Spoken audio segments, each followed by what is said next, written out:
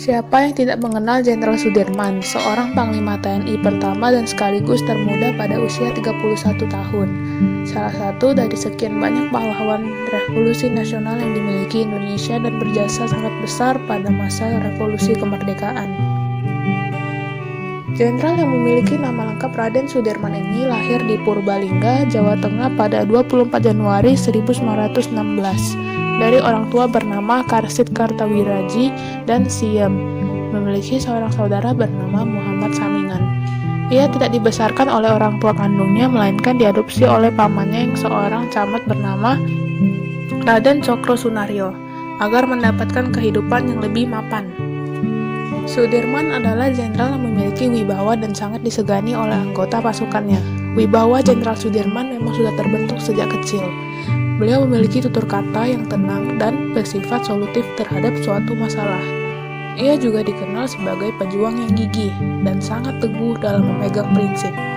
Jarang diketahui bahwa beliau sudah berkecimpung secara aktif di dunia pendidikan sebelum menjadi tentara dan menjadi seorang jenderal besar di dunia militer.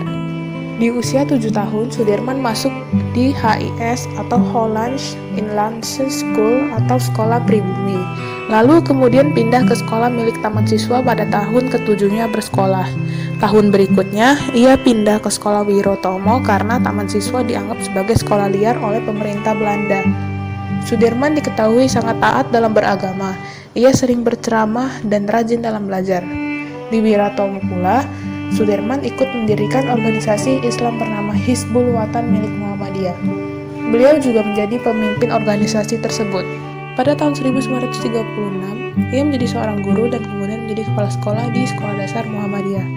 Ia juga aktif dalam kegiatan-kegiatan di sana dan menjadi pemimpin kelompok pemuda Muhammadiyah. Di tahun yang sama pula, Sudirman memutuskan untuk menikahi seorang wanita yang bernama Alfiah. Alfiah sendiri adalah anak seorang pengusaha batik kaya dan dikaruniai 7 orang anak. Setelah Jepang berhasil menduduki Indonesia pada tahun 1942, perubahan kekuasaan mulai terlihat. Pada tahun 1944, ia bergabung dengan Tentara Pembela Tanah Air atau PETA dan diangkat menjadi komandan batalion di Kroya. Selama menjabat, Sudirman bersama rekannya sesama prajurit melakukan pemberontakan. Tanggal 14 Agustus 1945, Jepang sudah menyerah kepada Sekutu. Setelah Indonesia memproklamirkan kemerdekaannya pada tanggal 17 Agustus 1945, Sudirman melarikan diri dari pusat penahanan, kemudian pergi ke Jakarta untuk bertemu dengan Presiden Soekarno. Ia menjadi Panglima Divisi 5 dan ditugaskan untuk mengawasi proses penyerahan diri tentara Jepang di Banyumas. Perang Palagan Ambarawa melawan pasukan Inggris dan Nica Belanda dari bulan November sampai Desember 1945 adalah perang besar pertama yang Sudirman pimpin.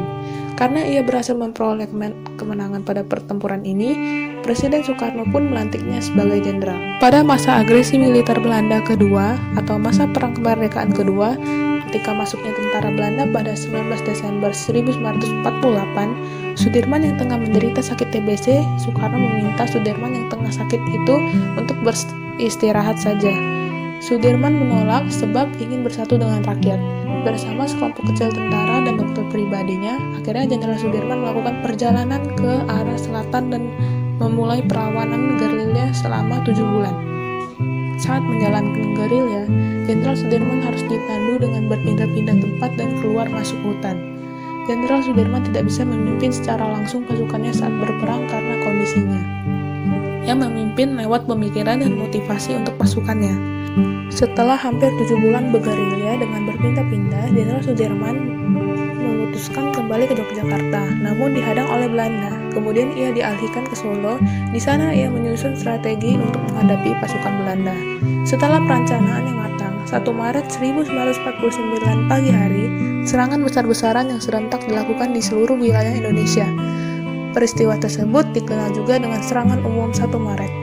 Sakit TBC yang diderita Jenderal Sudirman semakin parah dan harus dirawat di rumah sakit. Pada 29 Januari 1950, Jenderal Sudirman meninggal di Magelang pada usia 34 tahun. Dia dimakamkan di Taman Makam Pahlawan Semanggi, Yogyakarta. Pada tahun 1997, ia dianugerahi gelar sebagai Jenderal Besar Anumerta dengan bintang 5. pangkat yang hanya dimiliki oleh 3 jenderal di RI sampai sekarang.